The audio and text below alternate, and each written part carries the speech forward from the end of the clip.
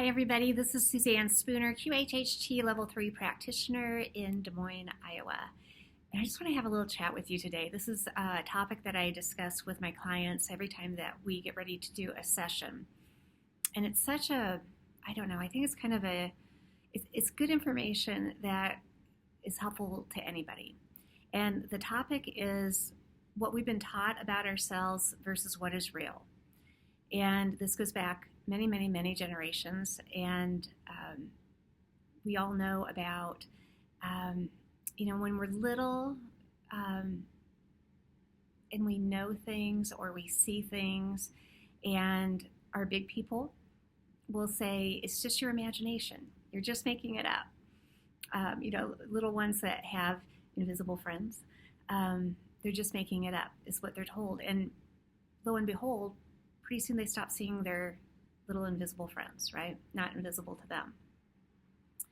So I want to go a little bit deeper with this understanding because it's created mass confusion for humanity, and it's devalued the gifts that we are all born with, this creativity, this knowing that we all have as we come into this life before it's not beaten out of us, but encouraged not to use.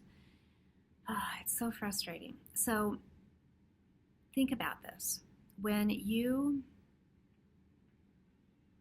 are growing up, and children are just awesome for saying the first thing that comes to mind, right? And it's sometimes, not what the grown-ups want them to be voicing.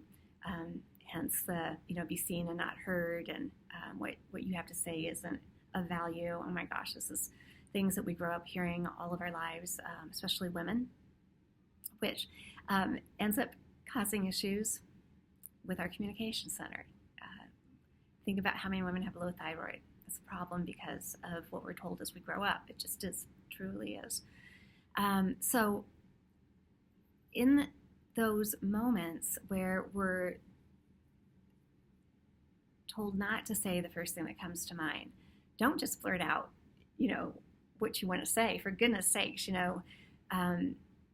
about that. Think about what you want to say, and why don't you go ahead and just analyze it to death? And for goodness sakes, do a pro and con list. Diminish any great thought that you might have had, because certainly that can't be the right answer, that first thing that comes to mind, or what you blot out right off the bat when somebody asks you a question. You know what that does? That, don't say the first thing that comes to mind, hem and haw on it, pro and con it. It diminishes what you know, and it makes you confused. And then when you're in a confused state, what do? You rely on flipping authority to answer your questions for you, because they know better. They know, right? Who in the heck are they, right? It's just this weird way of giving up our power. It's not the way it always was. And in the beauty of my work, the hypnosis that shows everybody that they hold all their answers and knowledge and healing within them, they find this, they tap into this. And this is the golden tip that I give my clients before we start a session is always trust and say the very first thing that comes to mind whenever I ask you a question. Now, what happens when they do that is they're answering from this part of them, and call it the right mind, the right brain, the high self, the subconscious, any name you want to give it.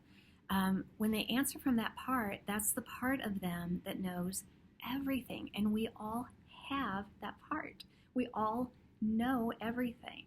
It's just that in an earth experience, we've been in this sense of duality. And we have free will, which is the greatest gift and the most complicating part of us, because this part of us, high self subconscious, that knows everything, that's always with us every second of our life.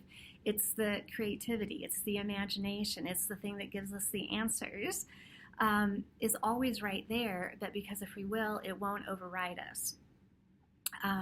So we go to our analytical left brain and we start just losing it all. We delineate all this knowledge that we carry and will allow ourselves to have access to if we trust it, if we know it, right?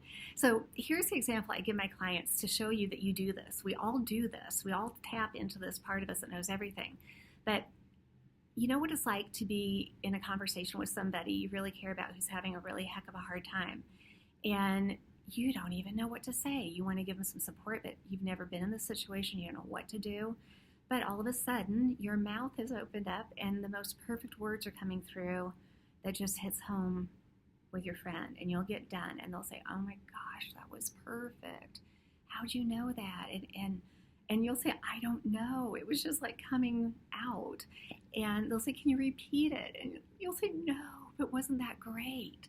So in that moment, which we call like an epiphany, an aha, weird moment, what you did without even trying is you quieted down that analytical left side of your brain to freely speak that stream of thought from the right that knows it all, knows the answers. It's right there. We see it every single time we do a session. It's right there. And our society doesn't tell us that we have this within us, that we can access this anytime we want to. We're designed to be like that. This creativity, this imagination, it's not just creativity and just imagination. It's our gift from God, from Source, to help us get through this life in an easy way. It's how life is meant to be. But yet we go into this analytical way of dealing with our problems, which we're taught to do. We're good people. We analyze the heck out of everything. And then we're in confusion. And then we don't know what to do. And then we keep making the same mistakes over and over again. We trust authority. Oh my gosh, tell me what to do because I don't know. Yes, you do. You know it all. And that's what I wanted to share with you is trust your first answers that come to mind when you have a situation that you don't know what to do. You hold this all. You can have a QHHT session and it can be found out easily, and that's great. That works. It's such a powerful